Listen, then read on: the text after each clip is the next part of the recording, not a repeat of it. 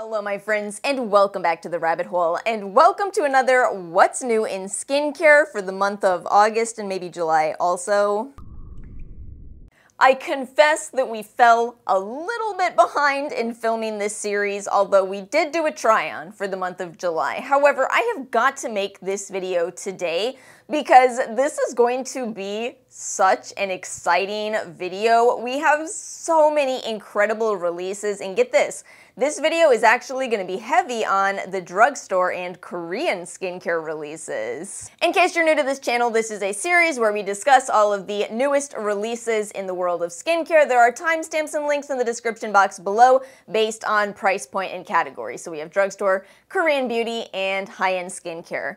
And I know I've said in the past that sometimes this series, actually usually this series, almost has a bit of a theme, meaning sometimes it's all about celebrity skincare, about some specific trend that's happening in skincare.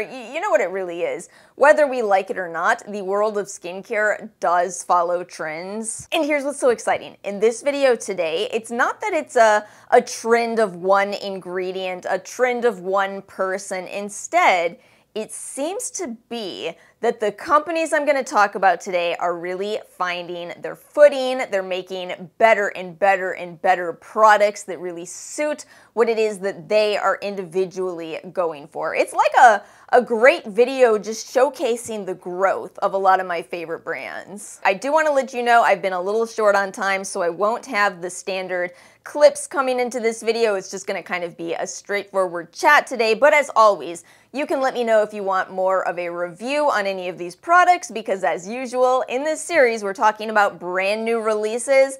I will not have been able to, form a really solid opinion on these products yet. What I'm talking about in discussing these is much more of a first impression. But I think we've got a good intro. Let's go ahead and get into today's video and start with the amazing category of drugstore skincare, which is just not what it used to be. In a good way. In a very good way. I want to start out today's video with a brand new release from one of my absolute favorite brands that I did go ahead and purchase from the Ulta website, and this is the Good Molecules 1% Retinol Night Oil, which retails for, brace yourselves, $12. 2013 could never. This is an incredible release to me because first of all, we are talking about Good Molecules, who doesn't play any games. They have the nothing to hide ingredients list where they show you everything that's going on in the product. That's why it's called a 1% retinol night oil. One thing I've really noticed is that the more these companies play games, the more it confuses the customer so that people never even know what percentage of retinol they should be looking for. 1% is a strong product. And this is Good Molecules, so there's no added fragrance, no essential oils, just incredibly straightforward and in a base of plum oil. It's so funny. The first time I went to use this, I recognized that smell. It's the same oil that some high-end brands used to sell. There was some, it's like a French name. It's just escaping me right now, but there was a very expensive plum oil that is beautiful, and I loved it, but it was just too expensive. $12 for that plum oil with 1% retinol in it. There's a few things I did want to tell you about using this. One is I am still using my adapalene, but I've decided to go ahead and alternate nights with this right here. And I was initially wondering, is this 1% going to be a little bit too strong for me? But I think that in applying an oil, I think it's hard to apply the same amount that you would with a serum or a moisturizer. I've actually been thinking about making a video on this for quite some time. I think there's some confusion on how to interpret percentage of a product or an active in a product. Is it an amount or is it a percent? Well, it's kind of both because it is still dependent on how much of the product you use, right? So I think this is going to be an ideal level for me. I'll of course give you all updates. The other thing I wanted to note is that I noticed this formula doesn't have a lot of stabilizers, and one thing about retinol is that, there's a good argument for why you might want to encapsulate it or stabilize it. So one thing I will say is I'm glad that the bottle is on the smaller side. 0.4 fluid ounces, especially as an oil, will probably last you the perfect amount of time. Basically, what I wouldn't recommend is buying this and letting it sit on your shelf. It is quite possible that you wouldn't get the same effectiveness out of a retinol product that sat on the shelf for a long time. But I'm so excited about this. This is such an incredible release, at least in my opinion. And I also wanted to add, they've also released a 2% BHA foaming cleanser. I think what's going on with Good Molecules is that for the longest time, they had these kind of lower percentage options. You know, they had the gentle retinol cream at 0.1% retinol, a great beginner level. They had the BHA cream, which was 0.4% salicylic acid. I feel like Good Molecules is doing this amazing job of growing with us. You know, that was a great way to start skincare. No need to dive into the strongest level of actives out there. But as you continue on your skincare journey, you are probably going to want to move up in strength of your actives. And so Good Molecules is releasing strong products. It just makes me so excited. One thing you will notice is that I fall in love with affordable, transparent brands that are trying to do the best, trying to make the best products, and being honest about everything going on in the process. So I'm so pleased. I'm so pleased with this release. It is difficult to find it in stock though. I think it's currently in stock on Ulta, but it has been difficult to catch it. Next up, let's talk a little bit about Peach Slices, the sister brand of Peach and Lily. So I did buy quite a few products from Peach Slices, and I'm pleased with all of them. They are all much better textures than the old Peach Slices. I think that rather than give you kind of an in-depth conversation of 3 products today, I think I'd be interested in doing a trial with this brand going forward, probably in the month of October maybe. Let me know if you would be interested in that. The other brand I'm considering is Bubble. I'm considering trialing some of these much more inexpensive brands. What I want to say for now with Peach Slices is I remember when Peach Slices first came to Ulta. I'm going to be honest with you all that I liked the hydrocolloid patches. I've always thought they're great, but they had some products in their original lineup that kind of weren't amazing. I bought this illuminating moisturizer that just really made me look quite robotic. It was just kind of underwhelming. What I've noticed with Peach Slices, and I have so much respect for this, is it seems they listen to the feedback. They have kicked out those products that were just kind of, it can work in a pinch, and they've gone in this direction of really what people are looking for. They've come out with this redness relief line, which is based around azelaic acid. What a wonderful ingredient. Incredible textures, very light. They're very light textures. I kind of get the feeling, and it does make sense, I get the feeling that Peach Slices is aimed for a slightly younger audience than Peach and Lily, but you know, you can use products that are made for any age group regardless of your age. You absolutely can. Don't feel like you can't buy inexpensive products just because it seems they are marketing towards younger people. If anything, if the brand is being responsible, it should mean that the products are less irritating. This right here is the Differin Acne Treatment Acne Clearing Body Spray with 2% salicylic acid. Y'all, I got this from Influenster. They sent it to me probably about 2 months ago, and I kid you not, for 6 weeks, I have been looking up this product online going, where is it? Did they just send out a bunch of products that don't exist for anybody to purchase just through Influenster? And it finally showed up at Target. I'm so happy to see it because it's been an amazing product. Basically, this is a body toner that is going to target acne, but they managed to do something that I have not seen every company succeed at. And that is, with this product, you can actually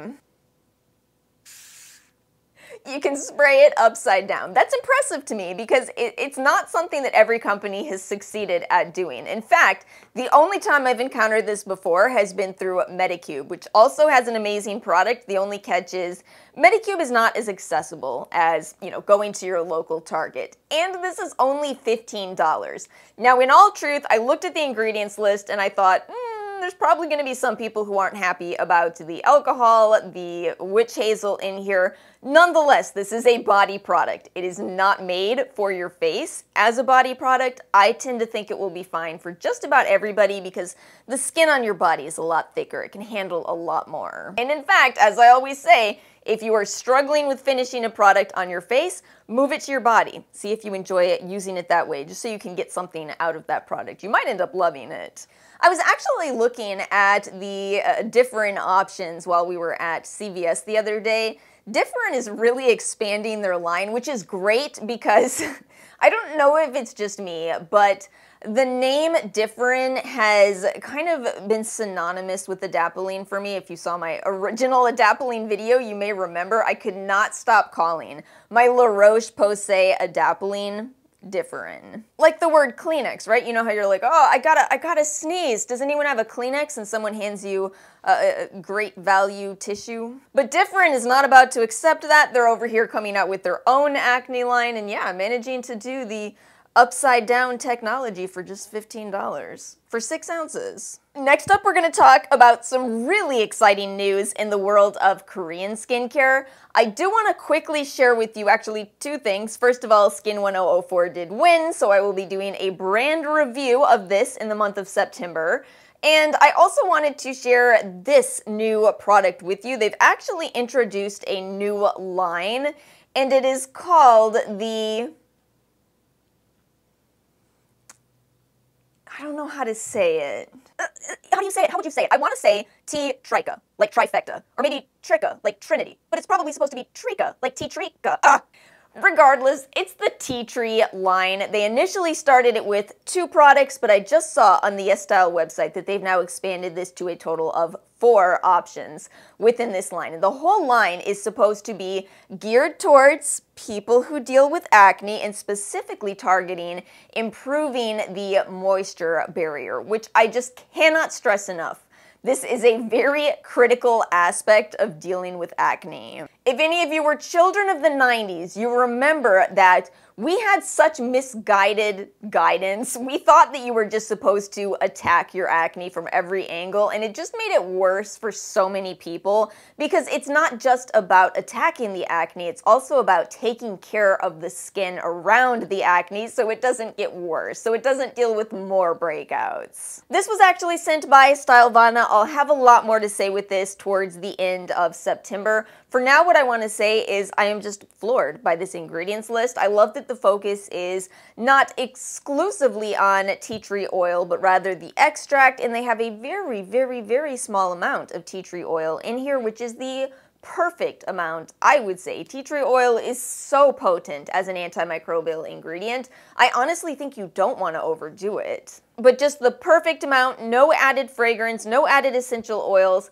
and I love so much that Skin 1004 seems to really be embracing that they create beautiful products. I mean, this is gorgeous. It's really funny. Do any of you remember the old products from Skin 1004? They didn't look like this. They've definitely done a major upgrade to improve the aesthetics. And I know that not everybody cares about that, but if you are into that, it is so nice to find brands that have products that are beautiful and yet don't break the bank. Beautiful, effective, and affordable. That's what I'm looking for. Very excited to see how this trial goes. Oh yeah, and I also wanted to tell you all, I don't have this yet, but I did place an order for the new Marian May Cream Essence, which, it looks like such a beautiful product. I mean, it looks exactly like I was just describing with that Skin 1004. Beautiful ingredients list, beautiful packaging, didn't break the bank. It just came out, I placed my order through Style Korean. It is also on the YesStyle website, but it's currently saying takes 21 days to ship, and I just really want to try it. So I'll have yet another K-Beauty haul coming in, but oh my gosh, I can't wait to try that. It just looks so beautiful, and I really like the Marian May brand. And then we have some updates regarding Beauty of Joseon. I would like to say I did a fantastic job of predicting this merely 1 week ago. So Beauty of Joseon announced that they are indeed reformulating the bubble toner. I am a little sad because it will no longer be the bubble toner. Apparently, according to them, a lot of people didn't enjoy the bubbling aspect. I will miss it. I loved that aspect. But they did reduce the amount of AHA, so it formerly was a 3% glycolic acid product. Now it is 2% AHA plus 0.5% BHA. For as much as I was on track with what was going on with the bubble toner, now the Green Plum Refreshing Toner, I did not foresee this next one. I did not know that they were going to reformulate the calming serum. But if you saw that ranking, I didn't rank this too high, and yet, now that I sit here and look at what changes they're making, I might enjoy this one more. So here's what's different. Formerly, green tea leaf water at 76%, and the new version will have 50% green tea water and 30% mugwort extract. And they also say they are raising the content of panthenol from 2 to 5% to enhance its moisturizing and skin protecting benefits. I think that's a fantastic idea because, as I said, the catch for me with that serum, I thought it was a great serum, but it just wasn't really doing that much for my skin type. I feel like by upping the calming ingredients, by adding some of that mugwort, I think that will make this a little bit more of a universally friendly product versus one where you're probably going to love it exclusively if you have a more oily skin type. See, this is what I love from Beauty of Joseon. It's not that they are just constantly coming out with new releases so that they have, 50 different products available. It's that they take their already existing products and they genuinely make them better. I feel like so many times reformulations, you all know, reformulations can be awful, awful. Or they can be better, and I feel like that's what Beauty of Joseon does. And we also have a new release from Cosrx. This is the Retinol 0.5% oil. They've also come out with a 0.1% retinol cream. This looks really exciting. I love, just like with the Good Molecules, I love that they've actually come out with a 0.5% pure retinol. 0.5% is a great intermediate level. What is perplexing to me is that they're saying, it is difficult to formulate a pure retinol. Again, exactly like I was describing with the Good Molecules. But they are saying it's recommended to put this in the refrigerator. Interesting. I don't think I've ever seen a product recommend to be refrigerated. I do refrigerate some products. I actually have a video talking about what products I put in my little skincare fridge. But yeah, it seems, I don't think I've ever seen a product suggest it before. I'm excited by this one. I know we talked recently about the vitamin C, the niacinamide, and I was kind of more on those. This one actually seems like, it was needed on the market. I really think that more brands need to come up with these pure retinols and stop playing the games. All that said, for me personally, because Good Molecules is pretty darn easy to order within the US, I'm probably going to stick with that. But that's the catch with Good Molecules. They're not available internationally, and this will be. So I do personally think this is a very exciting release, although, again, probably won't try it myself.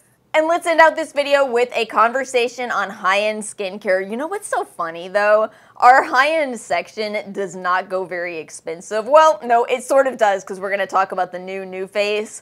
But in general, the products, not too expensive. $42, $34. I feel like high-end products sort of are going down in price, and a lot of drugstore products are going up. Everything's gonna be $35 at some point. Anyway, from my 10x points haul, I just really quickly showed this in that video, and yet this might be my favorite product in this entire video. This is the Tula Acne All-Star 3-in-1 Acne Cleanser, Mask, and Spot Treatment. And funny enough, this was actually in the very last order I placed on the 10x points day. I was sitting there going, I really love Tula, I love their acne care, but I don't know if I believe this 3-in-1 thing. And not just that, but it is a 3% sulfur product. I love the results of sulfur, but I don't think I've ever met anyone who likes the smell of sulfur, you know what I'm saying? I am so glad that I did place this order, I did give this a try, because I kid you not, they did it. They pulled it off. It works as a cleanser. It's a nice, gentle, not too stripping cleanser. It works as a mask. I haven't actually tried it as a spot treatment, but based on my experience with using it as a mask twice now, I would say it would work as well. And here's the thing, it actually smells pleasant. It doesn't have the word fragrance, but it does have some ingredients that are going to contribute to this scent. I mean, we have vanilla in here. You could say vanilla is an antioxidant-rich ingredient, but it's probably used for fragrance. Same as the lemon peel extract, not the oil, the apple fruit extract, pineapple. It actually really smells nice, not too strong, and it contains incredible ingredients. So sulfur, great ingredient to help with acne. We have some willow bark, green tea, birch. It's Tula, their whole thing is probiotic, so postbiotic ingredients in here. Yeah, it's actually really well done. Now, this one I did actually show you how this works in my 10x points haul, the Kopari Lychee Clean Vitamin C Foaming Face Cleanser. I'm so glad I got this one too because it is such a fun cleanser, not too expensive. $24 for this. It contains vitamin C derivatives in the form of ascorbyl glucoside, as well as a lot of calming ingredients, which I thought was a really nice addition in a cleanser. It does have some coconut milk, but not to be confused with coconut oil, and it is so enjoyable to use. That fun foaming effect. The smell is so nice. It's very pleasant and not too strong. So I went looking for this product this morning to grab it for this video. I had the box. I'm going, where's the cleanser? It's over on Ara's sink. I feel like we fight over the Kopari brand more than anything else because what you gotta know about this brand is they make products that smell amazing and yet don't irritate us. In fact, let me talk about the next product and then I'll give you my assessment of where Kopari is as a brand. So they did send me their new Moisture Whipped Ceramide Cream, and I said I'm not gonna have the time for swatches in this video, but I'm gonna have to find it to give you a swatch of this. This is such a beautiful texture. What they've managed to do with this product is they came out with a no added fragrance, ceramide rich cream here that gives your skin the effects of a heavier moisturizer, but in this whipped, lighter feel. I know they're really proud of this one, and it is very understandable as to why. It is just such a gorgeous moisturizer. And for as much as I was just going off about scent, this one does not have a scent. I would say this is a little bit more of their kind of sensitive skin line. So here's the deal with Kopari. Kopari got famous, or should I say infamous, for their 100% coconut oil. Does anyone remember several years ago when Kopari started to pick up?